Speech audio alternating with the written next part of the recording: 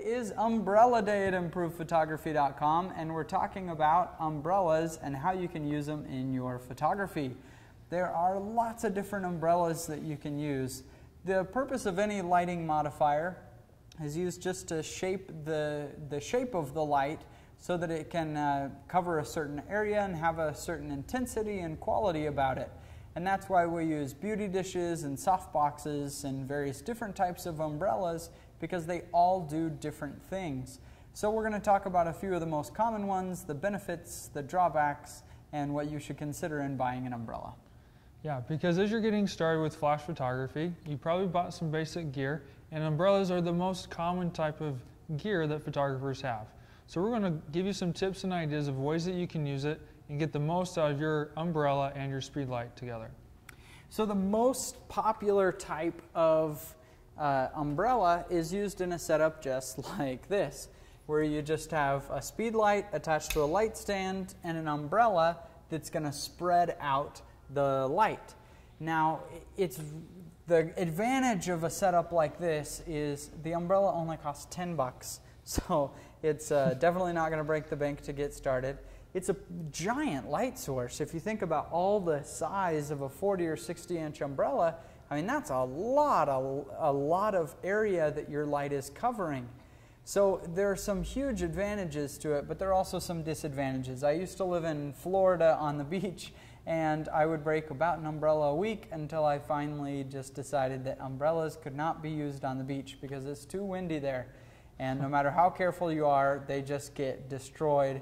And if it doesn't break the little spokes on the umbrella, the other thing that it does is it's so large that it'll just catch the wind and tip your flash over. Lost a couple flashes in the ocean that way. So there are definitely some disadvantages. The other is, I guess, not an advantage or disadvantage, it's just something different about umbrellas, is that most types of umbrellas just throw light everywhere. Because of the shape, it's not as contained as a softbox, so it really just throws light all over the room. It has a wide lighting pattern. And it's a little bit different on each type of umbrella, but in general, they really will throw a lot of light out there. That's right. But one of the questions we often get is, how close do we have our speed light to the umbrella? Yeah, all the time we see people, if you do a class or something, like that. Yeah.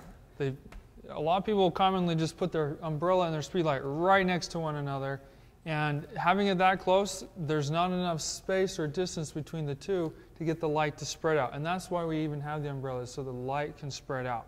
So let's look now at this picture. You can see the lighting pattern of when the flash is so close to the umbrella, it just doesn't use the whole umbrella, which may be fine if you have a specific purpose that you want it smaller, but generally you want it all the way back. Yeah, this might diffuse the light a little bit for you, but it'll be very narrow. Mm-hmm.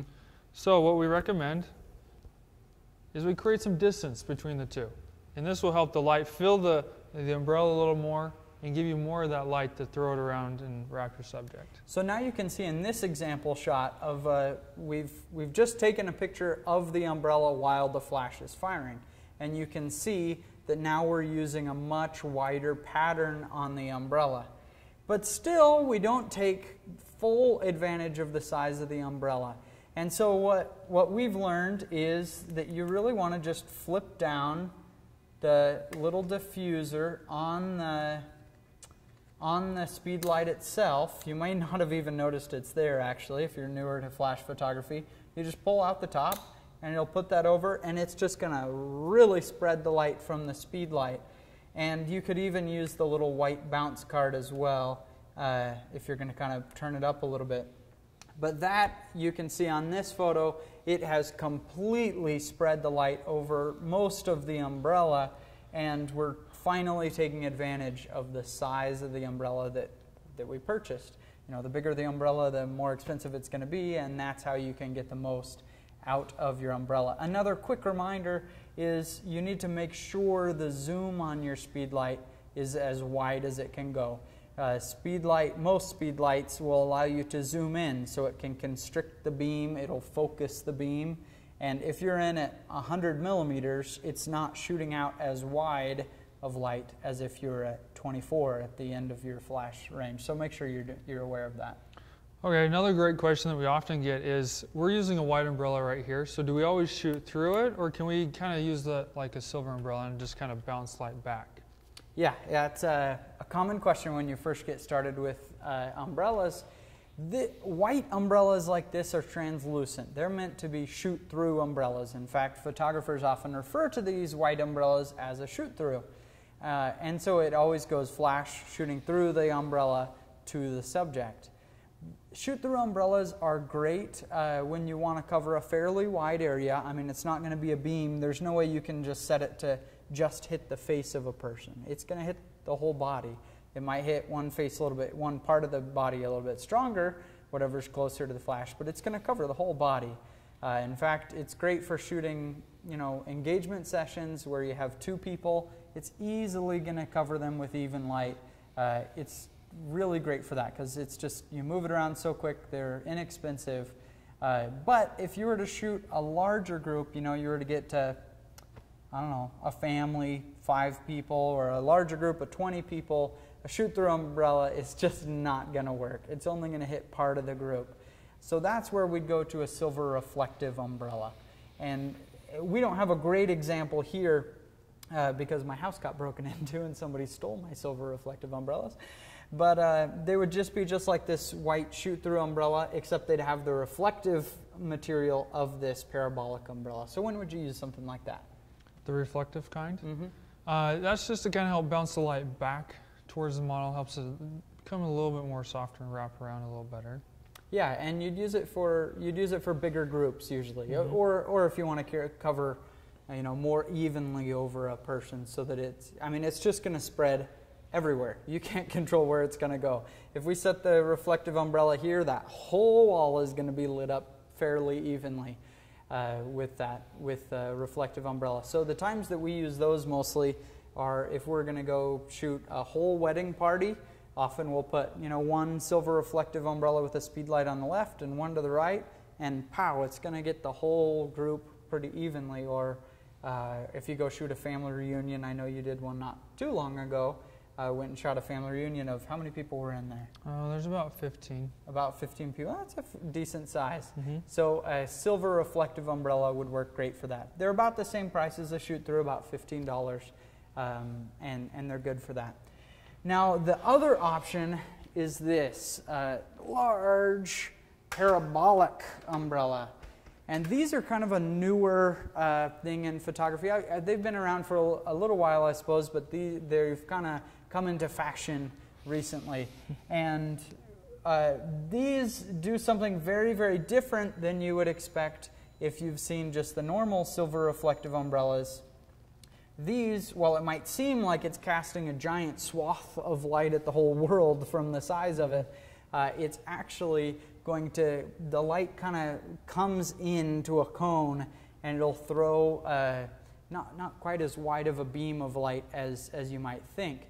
In fact, what it's used for is very common in fashion photography. It's very much in vogue right now, that it just has really high specularity. It just has a very unique look that you can't get from anything but a parabolic umbrella. A lot of different companies have come out with them now. This here is a 70-inch parabolic umbrella, and it's just a very unique quality of light you can see from the example photo here. So that's a little bit about umbrellas. Anything else we skipped over? No. If we're to take something this big, how do we kind of get the light to narrow down? Maybe that's something we want. We don't want it to throw around so far. Mm-hmm. How do we do that? Well, a couple different things you can do. If we get a kind of a smaller umbrella, one thing that you could do with a silver reflective umbrella, I mean, it works with the shoot-throughs as well, that you could just kind of close down the umbrella, just kind of close it just like that, and take the picture. And you can see the quality of light there as well with the closed down umbrella. This works great also with the silver reflectives, that we pass it into it and then it gives kind of a narrow cone of light back at the person. So let's look now at samples of all the photos that we've talked about. This is a sample photo of just the white reflective umbrella set up with the speed light back far from the umbrella, and no diffuser over the umbrella. Now this is an example of the same thing, but now with the little diffuser on top of the speed light flash. And then this is an example showing what the parabolic flash looks like. And then this is an example of what the white shoot-through umbrella looks like, closed down to get a little bit narrower of a beam of light. So that's a little bit about umbrellas. I hope it helps you to kind of see the different types that are available. And you really should consider it. One thing that I always see is as soon as somebody buys a flash, what do they want? A softbox, because softboxes look cool. But the truth is that umbrellas really are extremely versatile, and a lot of times will be a lot easier to use than a softbox when you're first starting out, because it does throw a wider swath of light. It really does. So hopefully here at Umbrella Day at Improve Photography, you learned just a little bit more than what you came in with. We'll see you.